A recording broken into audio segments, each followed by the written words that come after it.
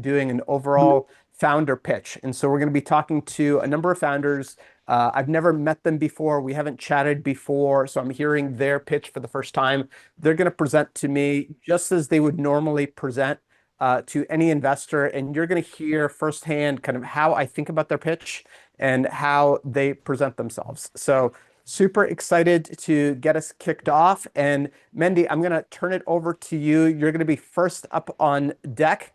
And it's great to meet you. Great to meet you as well. Thanks for setting this up. It's pretty exciting. Yeah, absolutely. Would love to hear kind of what you're working on, what your startup's all about. Perfect. So my name is Mendy. I am building a compliance software platform specifically for nursing homes. So I'll just tell you a little bit how I got to this. For the last 3.5 to 4 years, I was working in operations for a vascular practice that specifically serviced nursing homes. And I scaled that company from 12 facilities to 85 facilities over that time. And I had kind of it's a very grueling and, on the ground process, setting up a clinical service for nursing homes, and you're dealing with administrators, directors of nursing. And that said, there's two constants that I found. Number one is that every single facility was going to be different. It was its own world unto itself. And number two is whenever they were going under what's called survey, which is when the state comes in and audits the facility against all the rules and regulations that they need to follow. Everybody that I dealt with on an administration level was extremely stressed and didn't have time for anything, and couldn't take my calls and said, just call me back in a few weeks. So I started thinking about this. Pause you? Sure. And so for folks listening in, when I pause, I'm going to give you a peek inside what the investor is thinking as we go along. And so first, right off the bat, I got in, I'm hearing he's done some stuff before. He understands the nursing space. He has a unique perspective on a particular problem. One thing, emotional energy is a little bit low, and sometimes on Zoom I get that, and so I'm kind of like, is this exciting? I'm not quite sure I'm excited yet. I'm kind of learning about it. I will say the other thing I often listen to is how much talking versus listening. And right now I'm listening, but I'm not quite sure I know what the product or company is. I'm not I invest in a certain type of company, and so I'm still not sure what this thing is yet, but founders doing interesting things in the space. So all right, let's unpause. Let's see where we go. Okay, perfect. So let's try to get into it. So I started asking everybody that I was dealing with, hey, why are you so stressed? What is going on here? And they explained to me that the fundamental quid pro quo of a nursing home is that in order for them to get paid mostly by Medicare and Medicaid, they need to follow all the rules and regulations that Medicare and Medicaid provide to them with regards to how they treat patients. Now, this is very grueling. It's very complicated. It's very detailed. And nursing homes are very well known to be just understaffed and overworked, and they just can't keep up. And so what happens when they can't keep up is the issue snowball. So state will come in, they'll do an audit, which is called a survey. They'll find an issue. And now the facility is spending time fixing those issues and doing follow-up reports instead of actually treating the patients, with the time and care that the patients need in order to avoid these issues in the first place.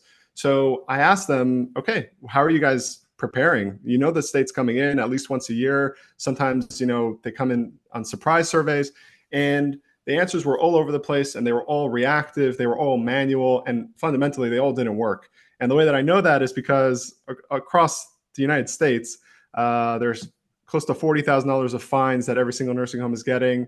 Again, that's an average. Some are getting way more. And there's just a significant amount of time and energy that's kind of focused on trying to keep up, but they really are not. I'm going to pause you again.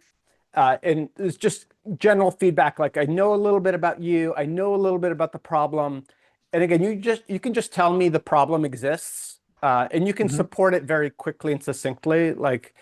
Nursing homes, have this operational problem. They're always out of compliance. It costs them thousands and millions of dollars, and it just sucks. It's terrible. Everyone has this problem. Again, you can say that very succinctly, because I want you to get onto the solution. What have you built? What are you doing? What's your vision? And so I'll unpause you, let you go for another minute. And again, also the other thing I would say is make it conversational with the investor. If you find yourself going for 30 seconds to a minute without kind of engaging in dialogue, you're losing an opportunity to learn about what that investor actually cares about or knows. Because right now I know a little bit about you. If this was an actual investor conversation, you know nothing about me. Like you don't know, like, have I actually invested in the healthcare space? Do I know the nursing home market? And I have, but you wouldn't know that, right? Because you haven't kind of engaged me. So let's unpause and keep going.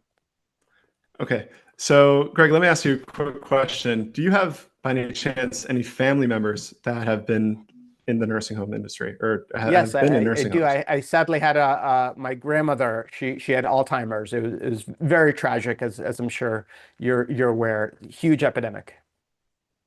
Yeah, absolutely. And did you have a chance to visit her while she was I at the did. facility? Yes. And how was that? How was that experience?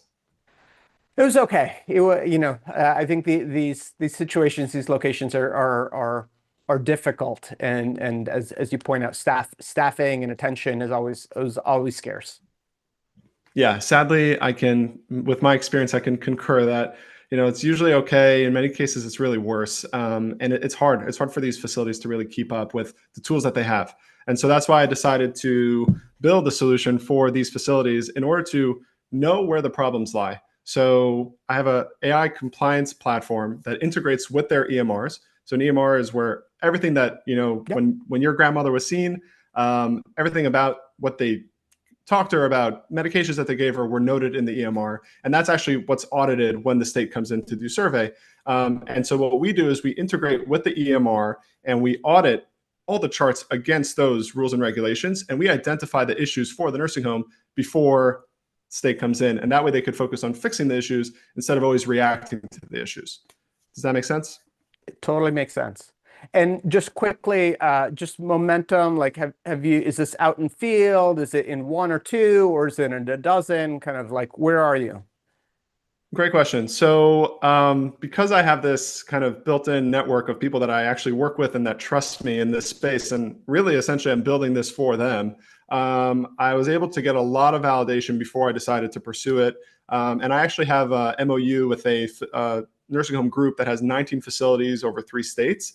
And they're giving me access to their data in order to develop and build the system. And they're going to be ready to launch it into their facilities in the next few months as soon as we're ready to kind of go live. Awesome. All right. Well, thank you so much, Mendy. We'll kind of turn it over to someone else. I'd say high level feedback for you. Tighten up the beginning of your pitch. I think you want to get through kind of the bare bones of the problem and solution yourself. The way I typically coach founders is like really be a little more succinct because I, as an investor, hear lots of pitches. So I actually know all the lingo and terms, even if I'm not specialized in healthcare. Like I know what an EMR is, I know how these things go to market. And so it's really like I want to know that you're the right person, not just on the healthcare side, but to build a product company. The other thing I'm listening for is kind of a little like I tell founders I'm smelling money. I'm like, do I smell money? Like, is this something that feels like it's solving a problem that people are like, man, they're so excited by? And like, I was like smelling, I'm not quite sure yet, just based on kind of the quick pitch. I'm like, okay, people definitely have this problem. You're definitely in the door with a facility that has 19, but you didn't kind of articulate to me, like, is this a $10 million opportunity? Is this a 50K opportunity or 10K opportunity?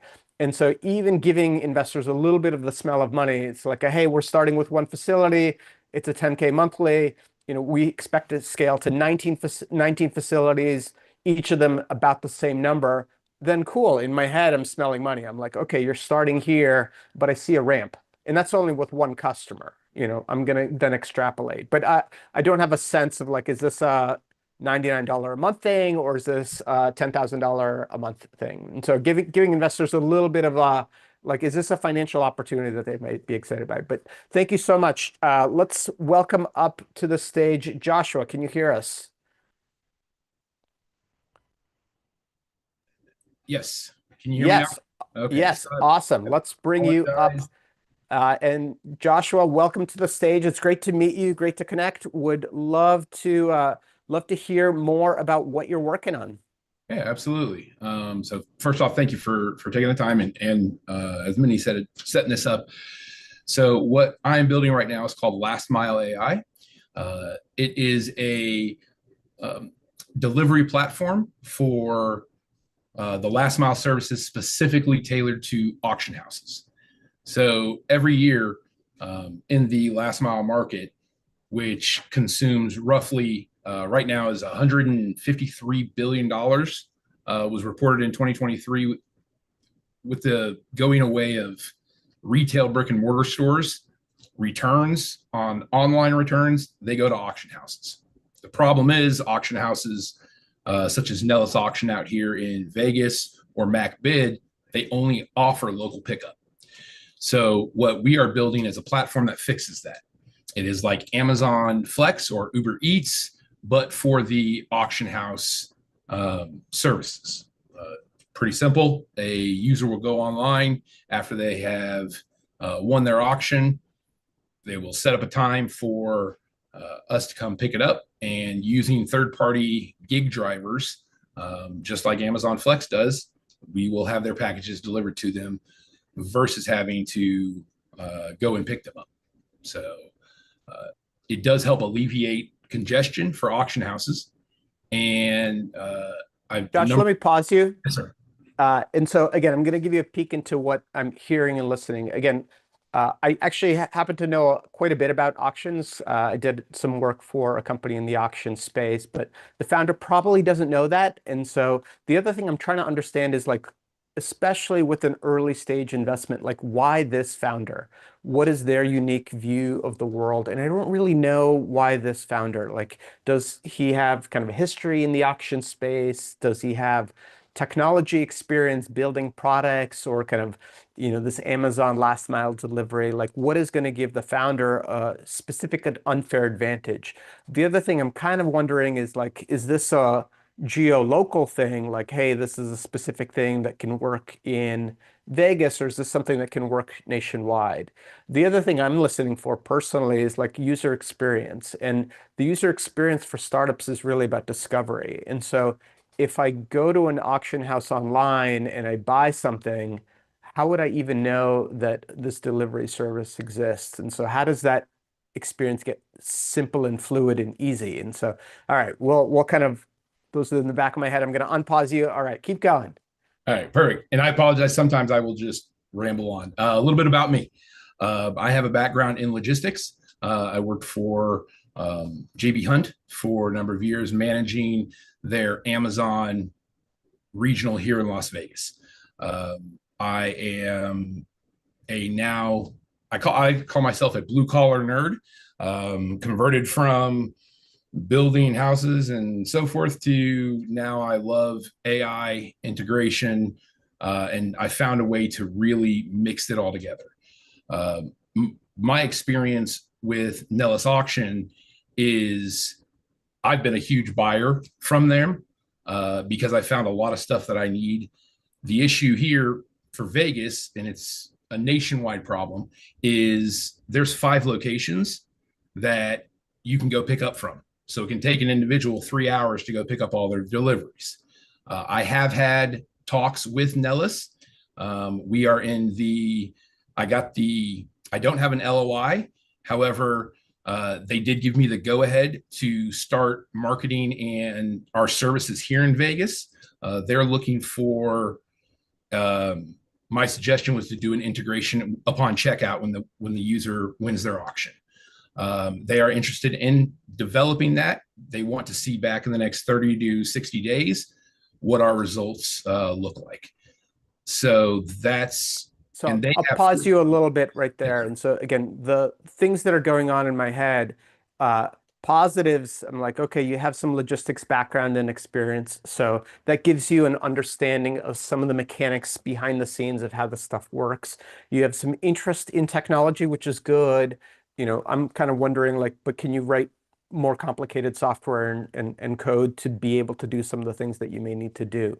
The lack of an LOI actually tells me 2 things. One, there's some interest from the customer, but they're not necessarily yet willing to pay. And so that probably means that they're leaving optionality. And what I'm worried about is like, there's 2 scenarios. One is that you're successful, and one that you're not. In the successful scenario, there's the scenario where that auction house decides to do this exact same thing themselves. And so I'm wondering mentally, like, what's going to be the moat that protects you from them deciding this is kind of cool, we'll just do this ourselves. And so I'm thinking, and again, that's why I lean into technology and kind of like, how do you protect yourself? Because if you can do things that the other guy has trouble with, or if you can aggregate multiple auction houses, that gives you a little bit more of a moat than if you just do it for one. But I'll unpause you and we'll go from here.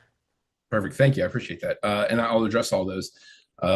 The what gives me the kind of the upper hand is my background that I have with JB Hunt and the relationships that I built with my drivers there. I ran an operations account that 23 drivers by myself.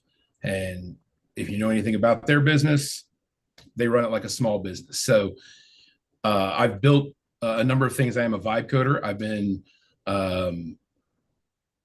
learning it and self-taught for the past 2 years, and AI and coding. I also have a partner that is a back-end coder as well, that will be working with us, working with me on this. The relationships that I have with my drivers that were at that company was the biggest reason why I was successful there. And they've all told me, we would love to do this as soon as you get it off the ground. And they're all, so it really is a problem that can be, just as you suggested, a nationwide thing. Yeah. And a company could come in here and replicate it really easily, but I'm not fighting against them. I'm fighting against. And I think, and just to kind of address that, like, I do think you need to think through how to create a moat of defensibility for yourself. Because if you kind of articulate to investors like, hey, someone else could go do this, that's actually going to present a problem for people to potentially invest. I think what you want to be thinking about is like, how do you create, and there's lots of different moats kind of in the investment space. It could be a data moat, it could be a technology moat, it could be a talent moat, it could be a distribution moat. I would actually say you have maybe some distribution moat, in that, like, again, if you have drivers, you have familiarity, you have a process, you have a system, maybe there's a little bit there, maybe not a ton, but a little bit. I do think in the type of business that you're building, it's traditionally called a two-sided marketplace, right? There's supply and demand.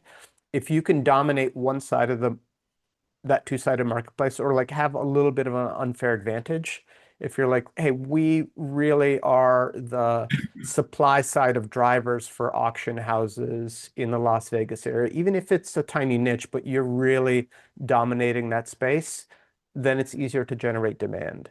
But if you're like constantly trying to do a little bit of supply, a little bit demand, it's actually hard to create that moat. But appreciate you coming up and giving a pitch, and thanks so much. And next up, let's invite Andrew to the stage. Andrew, welcome and thank you. Hold on, let me remove spotlight. Andrew, come on up.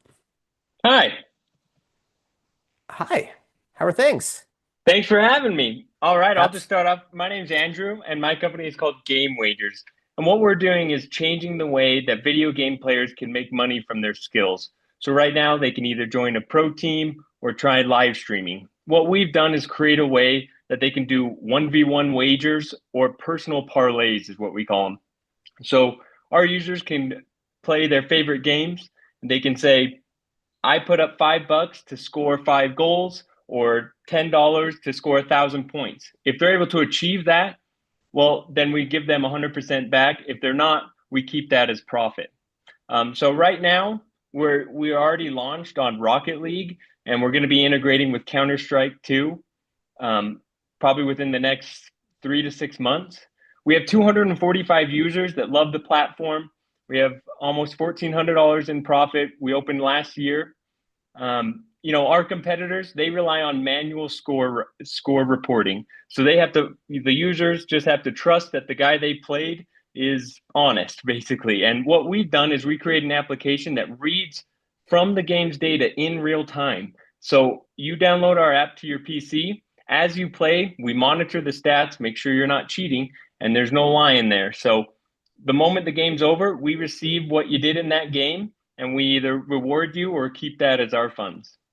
And And are you familiar with Skills? Is this kind of similar to Skills? it is similar to that. Our parlay system and our 1v1 system is a little different. And the way we monitor the games is much more robust than any of our competitors. So that's what kind of differentiates us. We're a team of 5 guys. We have gamers and programmers and myself. I help write the code and with my other founders.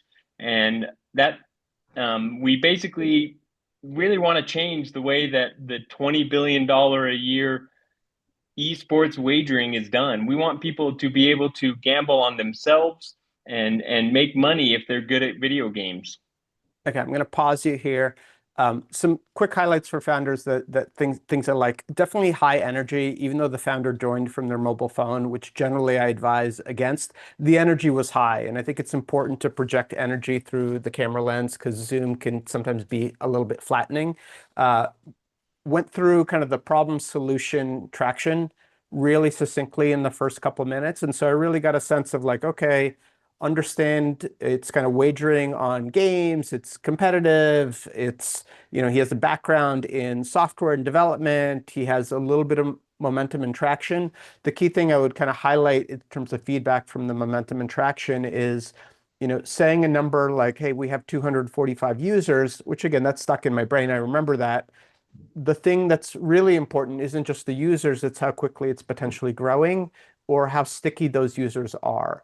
And so, in addition to saying a number like, hey, we have 245 and they come back every day would be great, or 90% of them come back every day or once a week, or we've only let in 245 and we have a wait list, right? That's another optical, like there's momentum, but we're kind of keeping it at bay because we want to care about the product. So both of those things are certainly helpful. I'm actually not certain, based on the founder's answer, if he's actually familiar with Skills, the company. It's a public company, or it's just kind of like I said, a competitor, and it's kind of like, oh yeah, sure, there's other people out there. And so it wasn't clear. And the reason I brought that up is I actually did some of the patent work on the early Skills application, which actually went public as a public company. So I knew the founder of that company, much more in the mobile gaming, but similar concept for competitive mobile gaming. And I know they had tried to do some of the, high-end AAA games, and they had trouble doing it. I don't know why. And so, okay, I'm going to unpause the founder. We'll keep going. Okay, yeah, I mean, thanks for the feedback. Those 245, they do come back. They've almost 80% of them have completed 5 or more challenges. From what we see, they come back. Some of us are telling us they're paying their phone bills with it when they need to. So we have a fully in-house tech company. We just got back from SBC, the sports betting conference, where we got second place in their pitch contest there. And that was really great. We got to meet with a lot of people in the industry and learn more about it.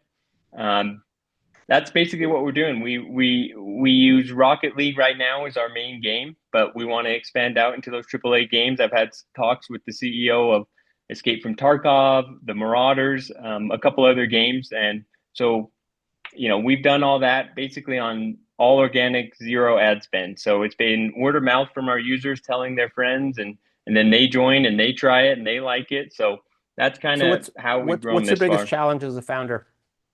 Biggest challenge as a founder is marketing, and apparently I have to become a content creator to market somehow. So I have a CMO. His name's Nico, and he's all over our page as well. It's great. He's done it before. He's owned his own company and done that stuff as well. And then my 2 developers, Alejo and Andrew, are great developers. They've released games before, so they understand that aspect of it. And we see a future really of direct integration with these games. So even from small ones to large AAAs, we want to prove our worth on every game, and we want to have pop-ups in the game's menu themselves, so that users can easily choose their challenges and be rewarded for those hours and hours that every video gamer plays every day. And awesome. That's where we're at. Really nice. And thank you, Andrew. I'm going to take you off of the spotlight. And Andrew, just kind of final feedback. I thought it was great, really good articulation of the problem, solution, traction, direction that you're going, which is always good. And a lot of conviction from you as a founder, and I definitely encourage founders to have a lot of kind of personal conviction in where they're going and how they're getting there, because it comes across the screens. This is what I'm doing. This is what's happening. And if you want to get on board, cool. And if not, I'm doing it anyways. Like I have all this momentum and traction. And so having that kind of energy is definitely something I highly recommend to founders. Again, leave a comment either on TikTok or on YouTube or wherever you see this. This is the first time that I've done this live stream pitch feedback. And so hopefully this was helpful to the founders who presented and showed off some of the things that they're working on. Maybe if you are in one of those industries, whether it's auctions or games or something else, you can reach out to these founders and they'll hopefully tag themselves in the posts as well. And thank you again for joining. And I'm Greg Reyes. I'm one of the co-founders of Founders Edge, and we're all about founders helping founders. And so thanks so much. Thanks everyone who joined.